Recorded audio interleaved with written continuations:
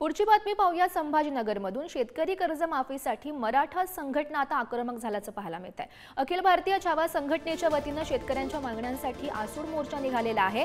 क्रांती चौक येथे अखिल भारतीय छावा संघटनेच्या वतीने हा आसूड मोर्चा काढण्यात आल्याचं सध्या समजतंय। आपण संभाजीनगरमधून ही महत्त्वाची बातमी पाहतोय।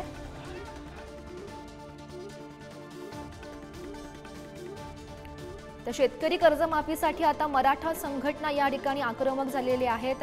आपण पाहू शकतो दृश्यांच्या माध्यमातून हा आसूड मोर्चा सध्या निघालेला आहे। अखिल भारतीय छावा संघटनेच्या वतीने शेतकऱ्यांच्या मागण्यांसाठी हा आसूड मोर्चा सध्या छत्रपती संभाजीनगरमध्ये सुरू असल्याचं पाहायला मिळतंय। शेतकरी कर्जमाफीसाठी मराठा संघटना त्या ठिकाणी आक्रमक झाल्याचं पाहायला मिळतंय।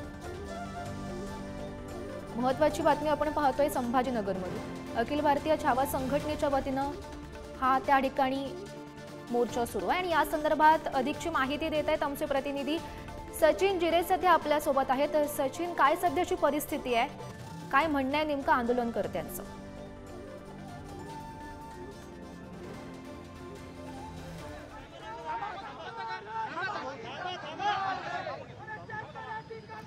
गौरी, आपण जर पाहिलं तर छावा संघटनेच्या वतीने या ठिकाणी हे मोर्चा काढण्यात आलेला आहे आणि त्यांच्या प्रमुख मागण्या ज्या आहेत शेतकऱ्यांचे जे पीक विमा भरलेला आहे तो तातडीने देण्यात यावा व त्याचबरोबर 5 लाख रुपयाची कर्जमाफी शेतकऱ्यांना देण्यात यावी, यासाठी आता मराठा संघटना आक्रमक झाल्याचं पाहायला मिळतं। अखिल भारतीय मराठा युवा संघटनेच्या वतीने या ठिकाणी हा मोर्चा काढण्यात आलेला आहे। क्रांती चौकातून हा मोर्चा निघालेला आहे आणि पुढे विभागीय आयुक्तालयाकडे हा मोर्चा जाणार आहे। आपल्यासोबत जे मोर्चेकरी आहेत त्यांच्याशी आपण त्यांच्या मूळ मागण्या काय आहेत ते जाणून घेऊयात। काय तुमच्या मागण्या आहेत? आज अखिल भारतीय छावा संघटनेच्या वतीने शेतकऱ्यांना सरसकट 5 लाखापर्यंत कर्जमाफी झाली पाहिजे।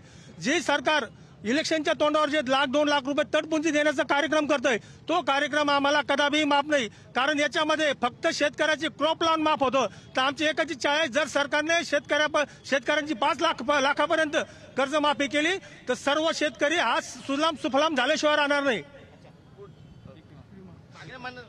अजून सर्व शेतकऱ्यांना पीक विमा तात्काळ जमा झाला पाहिजे। जे चोलामंडलम फायनान्स कंपनी आपल्या संभाजीनगरला दिली आहे ती चोलामंडलम फायनान्स कंपनी सर्वात बोगस आहे। त्या चोलामंडल फायनान्स कंपनीचा करार रद्द करून शासनाने जो चांगली फायनान्स कंपनी असेल त्यांना तो करार दिला पाहिजे। वारंवार ही मागणी समोर येत आहे।